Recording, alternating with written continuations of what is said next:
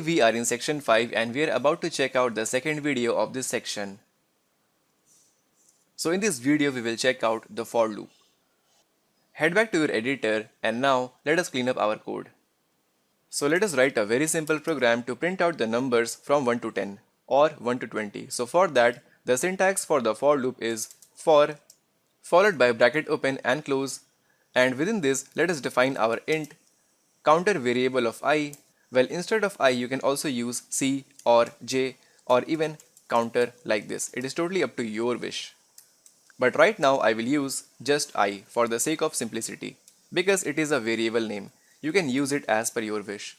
And then you can use I smaller than equal to 10 and then increment the counter by I plus plus like this and define your curly bracket open and close where we will write our own code. So here I will simply print out the value of I, which will range from 0 to 10. Well, let us print out the value from 1 to 10 because that will make more sense. Run the program and there we go. We have got 1, 2, 3, 4, 5, 6, 7, 8, 9, 10. Perfect. And now let me give you a very simple program to find the even numbers between 1 to 10.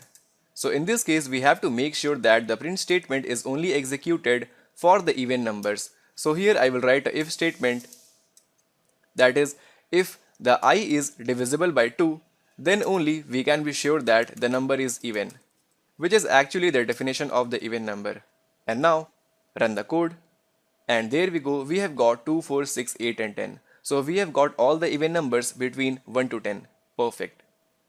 So this was all about the for loop in Dart. Now let me show you one more thing.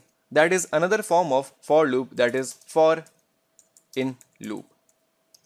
Now suppose I have list of some data type.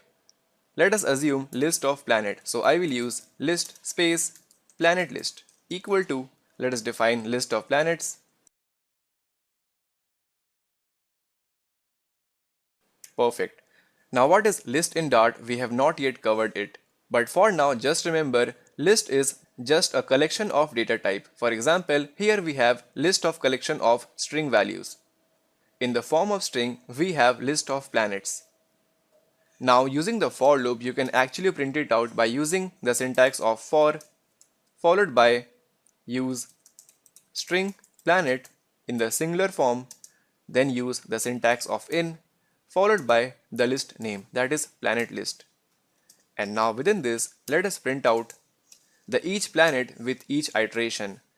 So internally what is happening here is that for this loop, it is actually iterating with each of these values one by one until it reaches the end here. So with each iteration, we are printing out one planet. Let us launch the application and there we go. We have got Mercury, Venus, Earth and Mars. Perfect. So our code is working perfectly fine. For better understanding, let us understand how exactly our for loop works. Now if you are a beginner and don't know how the for loops works internally, then please watch this video, and in case you are not a beginner, then you can simply skip this video. So the syntax for the for loop is very simple here. For followed by initializer, semicolon, then condition, followed by increment or decrement operator. And then we write our code here which we want to execute. So let us take a very simple example, that is for I equal to 1, I smaller than equal to 3, I plus plus. Perfect, and then we are printing out hello. So with the help of this for loop in the output, we will get 3 times hello. Because the value of I range from 1, 2 and 3, not more than 3. So as we have 3 hello in the output console, so we have just 3 loops. So we have 3 loops iterating. That is, with each loop we are getting 1 hello in the output console. And after the third loop, the loop terminates. And on the top here I have written some columns: initialize, condition check, code execute and then increment. Well, this is actually the flow of the for loop. That is, when the loop 1 starts, we basically initialize our counter variable of I, that is equal to 1. Here, like this. And then comes the condition check, that is when I is equal to 1, that is 1 is smaller than equal to 3, which comes out to be yes, it is true. So when the condition check becomes true, then we simply execute our code, that is print hello in the output console. Now once this statement is executed, we get hello here. Now after we execute the code, then comes the increment procedure, that is I++. So internally, we increase the value of I by 1.